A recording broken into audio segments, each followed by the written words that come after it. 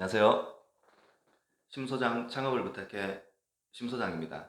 자, 여러분들 제가 이번 영상에서는 우리가 매물을 접수받을 때 우리가 물어봐야 되는 정보, 우리가 받아 적어야 되는 정보, 체크해야 될 사항에 대해서 한번 말씀을 드려보도록 하겠습니다. 우리가 매물을 접수를 받으면은 전화로 이렇게 손님이 먼저 의뢰가 올 때가 있을 거고요, 그죠? 아니면 현장에서 영업을 하면서 그렇게 해서 매물 접수를 할 때가 있을 텐데요. 전화로 매물이 오게 되면은 스케줄 잡으셔가지고 꼭 현장 방문하십시오. 네. 이 영상 보고 계시는 분들은 아마 입문자이시거나 아니면은 초급자이실 거라고 제가 생각을 하고 있는데요. 음, 처음에 우리가 매물을 접수를 받게 되면은, 자, 입문자이시거나 초급자이신 분들은 영업을 하신 지 얼마 안 됐을 거 아닙니까? 그죠? 그렇다면은 내 전화번호가 지금 얼마나 오픈이 되고 노출이 됐을지 한번 생각해 보셨나요? 다시 말해서 손님이 나한테 연락이 오기까지 얼마나 많은 베테랑 부동산들을 거쳐서 접수를 하고 마지막에 나한테 떨어졌을지, 몇 번째 순번일지 한번 생각해 보셨나요? 열 번째일지, 스물 번째일지, 장담 못 하죠, 그죠? 심소장도 마찬가지입니다. 심소장도 전화 딱 받으면요, 이게 내가 첫 번째 접수 받는 거라고 손님들은 다 그렇게 얘기를 해요. 지금 소장님한테 처음 내는 거라면서 얘기를 하거든요. 그러면은 내 번호가 첫 번째였을까? 의심해 볼 만해요. 아무튼 접수를 받으시면은요, 다른 부동산에서 웬만하면 현장 방문 잘 안 해요. 못 해요. 시간이 없어가지고. 아니면은 뭐 여러 가지 이유가 있겠죠. 뭐 방문할 가치가 없거나 뭐 여러 가지가 이유가 있을 텐데 웬만하면 방문을 안 해요. 그러면 여러분들은 꼭 방문을 하십시오. 꼭 방문을 하시면은, 그러면은 가서 거기 사장님들이 말씀하실 거예요. 아, 내가 부동산에 좀 여러 군데 내놨는데 뭐 아무도 뭐 연락도 없고 찾아오지도 않고 그렇다. 근데 소장님 이렇게 찾아오셔가지고 너무 고맙습니다. 꼭 한번 팔아주세요라고 이렇게 그렇게 말씀하세요. 그게 이제 여러분들의 영업의 시작이 될 거예요. 시작이 될 거고, 그분하고 아마 장기적으로 가면서 그렇게 관리가 될 거예요. 그러니까 꼭 찾아가는 습관을 들이십시오. 나중에 못 가게 되는, 스케줄상 못 가게 되는 일이 생기면은 그때 돼서 안 가시면 됩니다. 자, 초급자들은 상급자가 얘기하는 거 그냥 스펀지처럼 빨아들이셔야 돼요. 스펀지처럼 빨아들이시면서 본인이 판단하셔가지고, 아, 이거는 뭐 패스해도 되겠다. 원래 안 가는 거네. 갈 필요 없는 거네라고 생각하시면 안 되는 거예요. 가라고 하는 거는 가라고 하는 것만의 이유가 있는 거예요. 가셔가지고 얼굴 한번 보여주시면은, 그러면 그 손님하고 유대관계가 생겨서 더 일이 매끄럽게 진행될 수 있습니다. 그러니까 꼭 가십시오. 나중에 중급, 고급 가시면은 안 가도, 그리고 현장에 방문을 안 해도 물건을 따는 법 제가 다 알려드릴 거거든요. 계약서 쓰기까지 한 번도 안 보고도 계약서 쓰게 되는 상황이 생깁니다. 네, 진행해 보겠습니다. 우리가 뭐 현장에서 매물을 접수를 하게 되면은, 자, 기본 정보를 일단 먼저 받아야 되겠죠, 그죠? 기본 정보. 제일 먼저 중요한 거는 주소겠죠. 주소 이거 물어보지 마세요. 좀 없어 보이잖아요. 공인중개사가 지금 내가 서 있는 이 건물의 주소 모른다라는 거, 이거 없어 보이잖아요, 그죠? 그냥 뭐 형식상 사장님 뭐 주소가 어떻게 됩니까? 물어볼 수는 있어요. 물어보는데 몰라가지고 물어보면 그렇죠, 그죠? 자, 주소는 제가 알고요. 이렇게 능수능란하게, 아, 이 사람 베테랑이네라는 어떤 느낌을 보여주십시오, 그죠? 가령 처음 들어갔을지언정 이렇게 좀 능글능글하게, 순발력 있게 대처하고요, 능글능글하고요, 아니면 미꾸라지처럼 빠져나가는, 그게 필요합니다. 세상 살면서 필요한 거죠, 그거는, 그죠? 벽창호처럼 너무 그런 것보다는 사람이 좀 그런 게 필요합니다. 자, 사장님 주소는 제가 아니까 제가 뒤에 적고요. 주소 아는 방법 아시죠? 그 로드뷰라든지 아니면은 뭐 네이버에 뭐 상호를 치는, 네이버 상호까지 칠 필요 없어요. 그냥 로드뷰, 우리가 지도 어플 있지 않습니까? 네이버든 다음 카카오톡 맵이든, 그죠? 지도 어플 치면은 지금 내가 현재 있는 위치 깜빡깜빡 빨간 블럭 깜빡깜빡 들어오죠. 와, 이것까지 제가 설명드려야 되는 거 아니겠죠, 그죠? 주소 적으시고요. 그 다음에는 뭐 있습니까? 평형 적으시고요. 평형 이거 될 수 있으면은 전용 면적 적으세요. 전용 면적. 자, 이 영업장에서 지금 영업을 하고 계시는 이 사장님도 이 가게가 몇 평인지 잘 모르세요. 신경 안 쓰세요. 잘 모르시고 내가 지금 알고 있는 게 전용 면적인지 분양 면적인지 잘 모르세요. 전용 면적, 분양 면적 우리 공인중개사들은 다 알 거라고 제가 생각하는데 자, 그런 정보들은 제가 또 다른 영상에서 남기겠습니다. 지금 중요한 게 그게 아니니까요. 하나하나 설명드리다 보면은 이거 세월 없이 흘러갑니다. 자, 카카오톡 맵하고 지도 어플 사용하는 거 그리고 뭐 분양 면접, 전용 면접 이런 거는 제가 시간 날 때 한 번씩 올려보겠습니다. 중요한 게 그게 아닌데 그죠? 자, 주소 적으시고요, 평형 적으시고요, 그 다음에 월세, 보증금 이까지 먼저 받아 적으세요. 이까지 먼저. 이까지는 그냥 수르륵 받아 적으세요. 그러면서 월세 보증금 적으시면서 이때 멘트 치셔야 돼요. 사장님 혹시 임대인하고 이 가게를 내시는지 협의가 되셨습니까? 물으시고요. 뭐 얘기가 됐다고 하시는 분들도 있을 거고, 아니 뭐 일단 손님이 와야지, 뭐 계약이 돼야지 뭐 얘기를 하지 하면서 그렇게 하시는 분들도 있으세요. 그러면은 혹시 새로 계약이 되면서 임대인이 월세나 보증금을 변경하려고 하지는 않을까요? 라고 물으세요. 우리가 먼저 묻는 겁니다. 확인을 하는 거예요. 그러면은 얘기가 나와요. 아, 임대인이 안 그래도 지금 월세를 20만 원 올리려고 하고 있는데 내가 지금 경기가 이래서 계속 지금 못 올리게 하고 있다. 혹시나 새로 계약하게 되면은 월세를 20만 원 올릴 수도 있다. 아니면은 아니다. 임대인 무조건 동결이다. 자, 이 묻는 건 뭐냐면 새로 계약을 하면서 월세가 바뀔 가능성이 있는지에 대해서 묻는 겁니다. 한번 꼭 체크하셔야 돼요. 왜냐면은 우리가 월세를 100만 원에 안내를 했다가 손님이 다 마음에 들어하고 계약서 쓰려고 하는데 갑자기 임대인이 월세 130으로 올리자라고 얘기가 나와요. 그래 되면은 계약 캔슬됩니다. 10중 8구 캔슬됩니다. 들어온 사람이 기분 나빠서라도 캔슬 시키더라고요, 이거는. 그러니까 먼저 새로 들어온 사람에게 지금 현재는 월세가 이런데 혹시라도 월세가 올릴 수 있는 가능성은 있습니다. 임대인이 지금 이렇게 얘기하기 때문에 혹시라도 올릴 수 있는 가능성이 있기 때문에 알고 계십시오라고 먼저 설명을 드려야 되는 거예요. 중요하죠? 자, 그 다음에는 뭐 임대인에 대해서 물어보는 임대인이 혹시 뭐 가까이 살고 있습니까? 아니면 같은 지역 저희 같으면 대구죠. 임대인이 뭐 대구에 살고 있습니까? 물어보는 겁니다. 자, 임대인에 대한 성향에 대해서 물어보는 거예요. 임대인은 뭐 협조를 잘 해주십니까? 그런 거에 대해서 물어보는 거예요.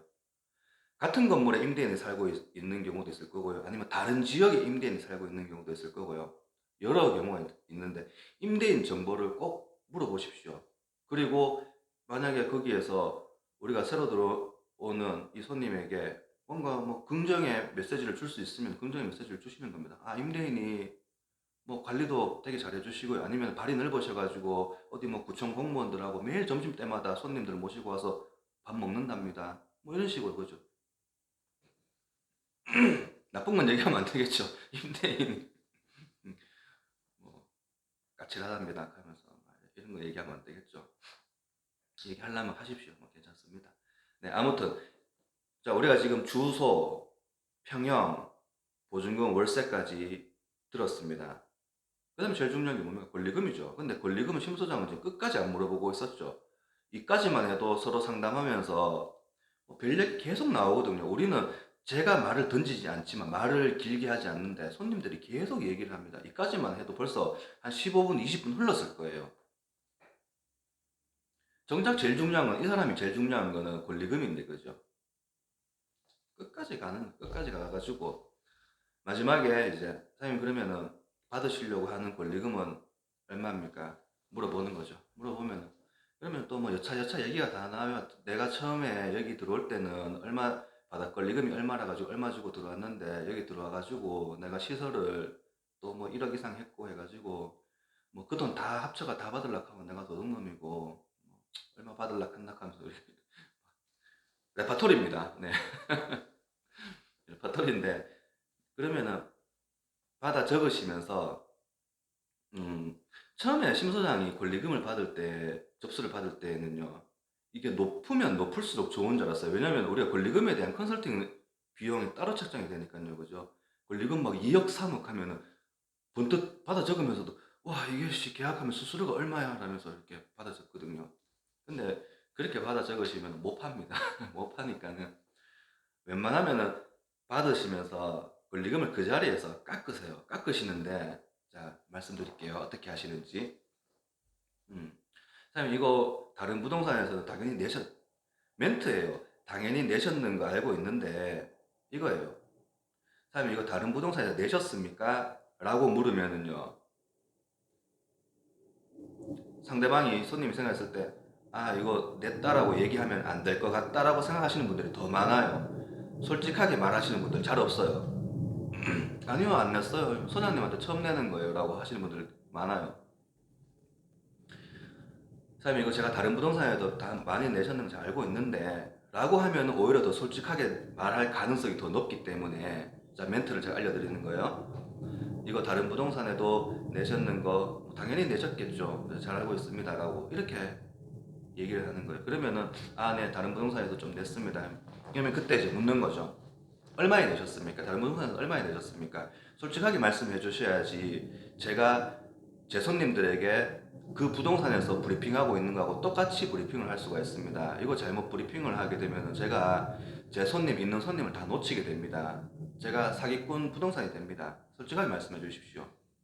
하면 손님이 제가 권리금 편에서 말씀드렸을 텐데, 자, 이 영상 보시고 나중에 또 권리금 편 보십시오. 뭐 예를 들어서 나는 지금 1억 받고 싶어 해가지고 딴 부동산 1억 냈다 라고 얘기하면은 아, 이거 또 권리금 편하고 또 연장되는 것 같은데, 그러면 다른 부동산에서는 얼마 브리핑하고 있는지 아십니까? 뭐 거기서는 뭐 얼마 하는지 난 모르겠고 그냥 난 무조건 1억 달라 했다 이런 식으로 하면, 자, 중요한 건 요점은 뭐냐면은 우리가 이 물건을 다른 부동산에서 접수를 했는지, 그리고 얼마에 브리핑을 하고 있는지, 그리고 다른 부동산보다 내가 더 잘 팔아줄 수 있으니까는 나에게는 더 낮춰가지고 접수를 해달라. 그렇게 받아오셔야 돼요. 물건 접수하면서 다른 부동산보다 낮게 접수 받아오는 그 자체가 뭐냐면은 내가 딴 부동산보다 좀 더 우위에 서 있다라는 거거든요. 자, 고급형 가면은 이 손님을 나한테만 전속으로 맡기게끔 하는 스킬이 나옵니다.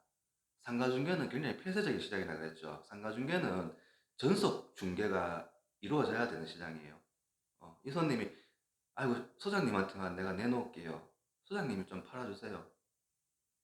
사는 사람도 마찬가지로 제가 소장님한테만 의뢰하는 건데 소장님이 좀 사주세요라고. 꼭 가서 제가 말씀드리고요. 자, 제가 말씀드렸죠. 주소, 기본적인 사항이에요. 이거 주소, 평형, 보증금, 월세, 권리금. 그 다음에 또 뭐가 있을까요? 자, 받아 적었었으면은, 자, 권리금까지 이제 정리가 됐어요. 받아 적으셨으면은 일어나셔가지고 핸드폰 꺼내서 바로 사진 찍습니다. 이거 또 어떤 분들은 선생님 그 사진 찍어도 돼요? 하면서 이렇게 걱정하시는 분들도 있더라고요. 당연하다는 듯이 의뢰인에게, 사장님 사진 좀 찍을게요. 당연하다는 듯이 찍는 거예요. 사장님 이거 사진 좀 찍어도 됩니까? 물어보면은 듣는 사람이 어떻게 생각했어요? 아, 이거 찍으면은 내가 이거 만약에 이 사람이 이걸 또 뭐 인터넷에 노출하고 하면 내 가게에 그 장사하면서 손님들이 보고 또 뭐 불리한 일이 생기지 않을까라고 걱정하시게 돼요. 맞죠? 물어보는 게 아니라 사장님 사진 좀 찍을게요 하고 찍는 겁니다. 제가 멘트에 대해서 말씀드리는데 이게 영업의 기술이에요. 사진 좀 찍을게요 하고 상대방이 느끼기에 아, 이게 당연히 찍는 거구나. 나 말고 다른 가게에 가서도 다 찍으시는 분이구나. 이분은 원래 다 찍는 거구나. 아까 다른 부동산에, 사장님 이거 혹시 다른 부동산에도 물건 내셨습니까? 라고 묻는 게 아니라 사장님 딴 부동산에도 내는 거 알고 있으면 당연히 다 내셨는 거 알고 있고요. 얼마에 내셨죠? 하면서. 그죠? 그런 거예요. 자, 어, 어떻습니까? 제가 지금 시간이 늘어나서 할 얘기가 더 있는데 그 부분은 자, 체크 포인트에 대해 체크 사항에 대해서 그 부분은 2편으로 넘어가도록 하고요. 지금 시간이 늘어나 가지고 자, 여기서 마치도록 하고 자, 중요합니다. 주소 평형 평형은 전용 면접 받으셔야 돼요. 전용 면접. 자, 전용 면접 받으시고 사무실에 오셔가지고 나중에 우리가 건축물 대장 확인하죠, 그죠? 건축물 대장 확인합니다. 그러면은 계약서 쓸 때는 건축물 대장상에 나와 있는 거 면적 그대로 적으셔야 되고 손님한테 알릴 때에도 이 면적 분양 면적, 공용 면적으로 말씀해 주시면 안 됩니다. 비율이 차이가 많이 나요. 60%, 50%까지 차이 나요. 많이 날 때는 50%까지 차이 나요. 예를 들어서 공용 면적 30평이라고 또 브리핑 했는데 나중에 실면적은 뭐 18평 이래 나오면은 큰일 나죠. 손님들은 그냥 안에 사용하는 실면적이 필요한 거예요. 이게 내가 필요한 정보이기 때문에 실면적 적으시면 돼요. 실면적.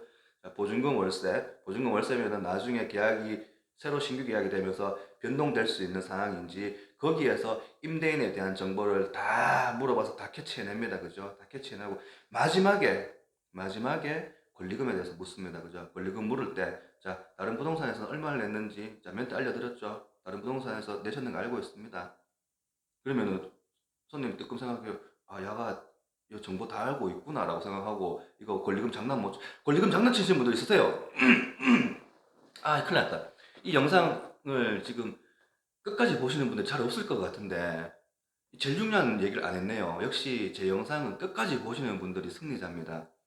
권리금 이거 부동산마다 다르게 내시는 분들도 있으세요. 나한테는 1억에 접수를 하고 여기는 8천, 여기는 9천, 여기는 1억 2천.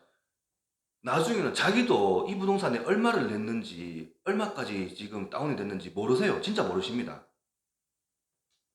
손님 믿으시면 안 됩니다. 손님이 막 이렇게 아프고 내가 지금 해가지고 참 빨리 소설 좀 팔아주세요. 참 급합니다. 힘듭니다. 자, 사정은 다 말씀 들으시고요. 돈에 대해서, 권리금에 대해서는 손님이 예를 들어서 소장님한테만 1억에 내는 겁니다. 소장님한테만 9천에 내는 겁니다. 믿으시면 안 돼요. 부동산마다 다르게 냅니다. 그래서 접수 받으시면 바로 그 자리에서 깎아버리는 그런 노하우를 가지고 계셔야 돼요. 아시겠죠? 아, 제일 마지막에 또 중요한 얘기가 나왔네요. 어쩔 수 없습니다. 제 영상은 끝까지 보시는 분들이 승리자입니다. 자, 뭐 체크 포인트 두 번째 사항은 제가 다음 영상에서 하도록 하겠습니다. 제가 너무 말이 길어지네요. 편집을 해야 되나 이제? 자, 제 영상이 도움이 되셨다면 구독도 해주시고요. 좋아요, 알람, 응원의 댓글 부탁드리겠습니다. 10만, 100만, 1000만 2부 영상에서 뵙겠습니다. 고맙습니다.